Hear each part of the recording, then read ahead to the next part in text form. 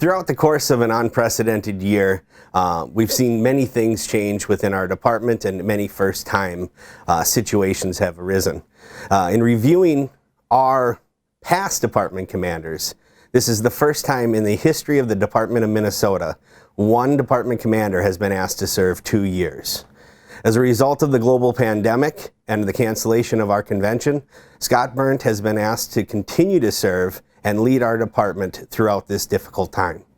It is my honor to introduce him for his annual report and update to our members here at the virtual fall conference. Thank you, Adjutant Dilks, for the introduction. As the commander, I have many responsibilities in the department. Some are good things and some are bad things.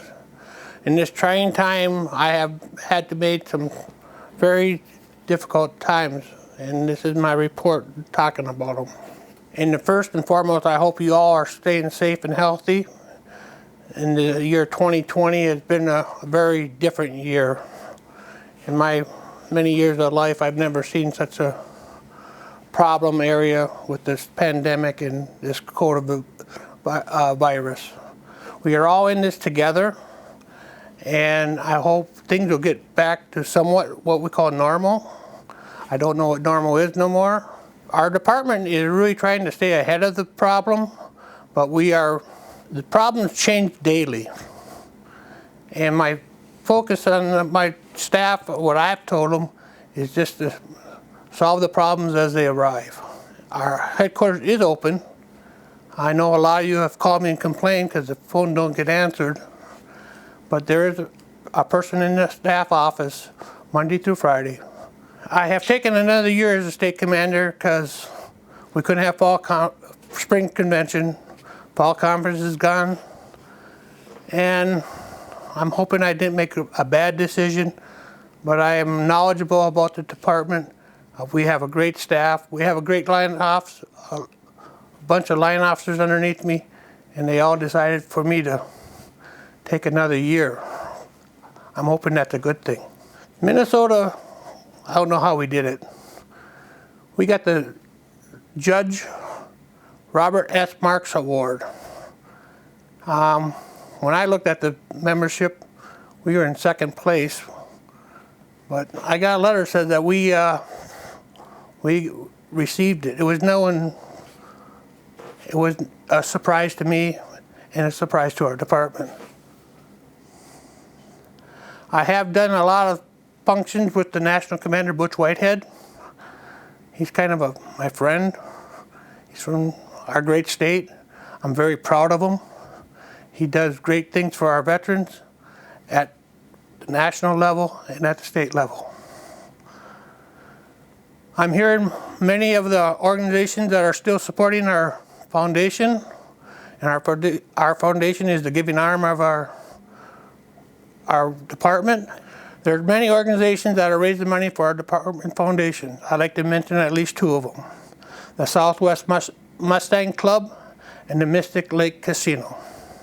They have already presented checks to us, which is a great honor for us to receive them and to help our veterans here in the state of Minnesota.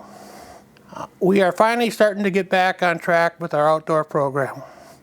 Many things were canceled this summer: the deer hunt, trolling for troops, fishing trips. And this fall, we're finally pulling our first fishing trip and the deer hunt in the month of October. I am going to attend both of these events, and because I like to talk to veterans, hear what the veterans' issues are. I heard a lot about on the Commander's Task Force. I'm a member of that, and on how the government is supposed to work, our state government, and our bills and legislation. We did not have Veterans Day on the Hill this year. I'm hoping we can have it next year, but I do not know. We had two issues that we tried to get through. They were both passed, but somehow they did not get signed into law. One was one-time transferability for the widows on their house, and the other one is called Veterans Retro Justice Act. And neither one of them were passed. This is going to be my focus next year in 2021, and I'm hoping that we can get them passed for our veterans. I want to talk one thing about our transportation program. There's 48 states that have a transportation program. In our state, we did not shut it down during this COVID time. All the veterans that needed to get to their VA health appointment because they were critical, we made sure it happened. I did work with Stephanie Zybit on a financial report, which is the AFR. She was the brains, I was a testee. We put together a great program. I'm going to fully support this program. It's a template for our chapters and maybe the units to use to make their AFR reports more simpler and get them right. Last year we had over 13 chapters that had rejected AFRs, and that's not really very good for our outstanding department we have.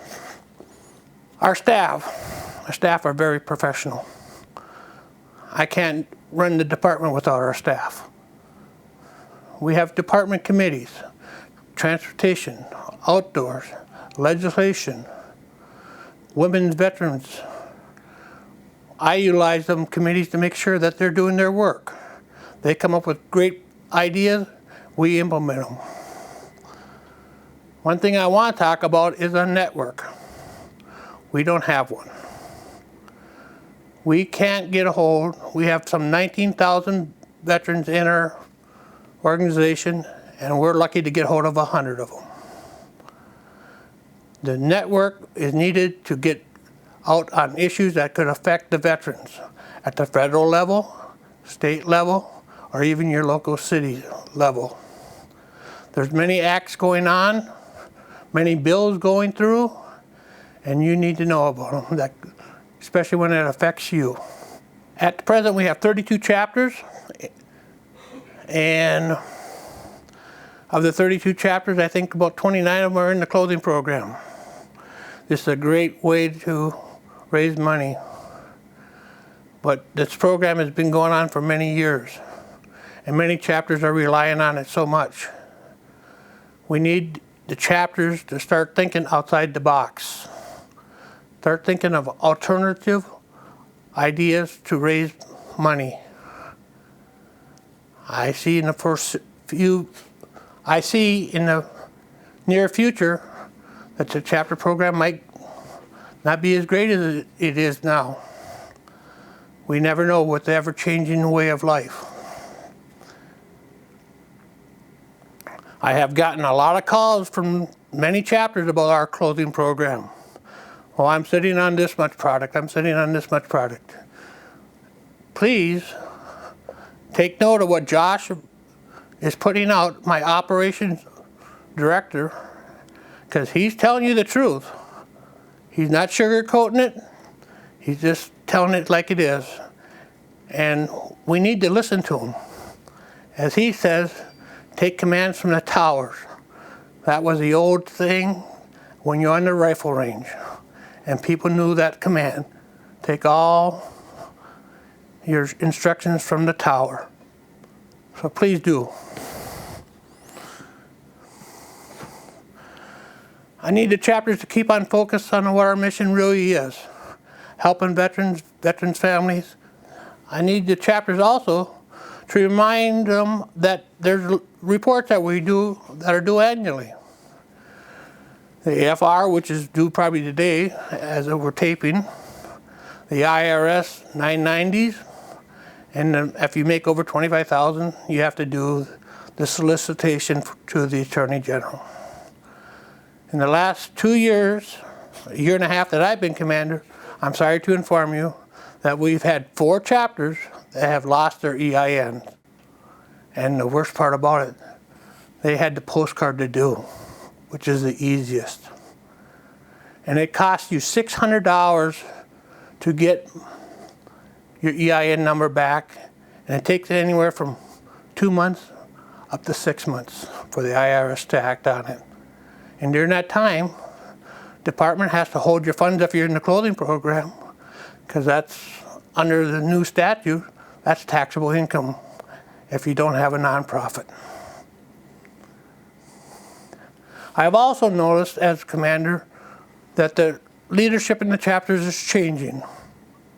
And when it changes, the people taking over are lost. I don't see a mentoring program. This includes even in my chapter. We have key leaders in key chapters, and if they were to leave, that chapter would fall apart.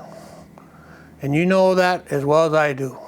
We need a mentoring program to get our people that are going to take over our positions to know what they have to do. The membership is our lifeline, and I'm excited that I have a great senior vice, Ron Hagen. He comes up with some great ideas, and he'll be talking to you shortly on how we are going to try to tackle our membership. And it's hard this without being outside talking to veterans, doing functions and stuff like that to get membership. So I hope you listen to them, and we'll go from there. These are just the dates that are required. This is me bringing in food to a local, the only food shelf in the state of Minnesota that I know of, which is in my county. And we have 33,000 veterans, and we spend about $1,000 every month with this food program. I want to thank you. I'm looking forward for a better and more productive year in 2021, and hope you are all staying safe and healthy, and we'll see you in the spring. Thank you.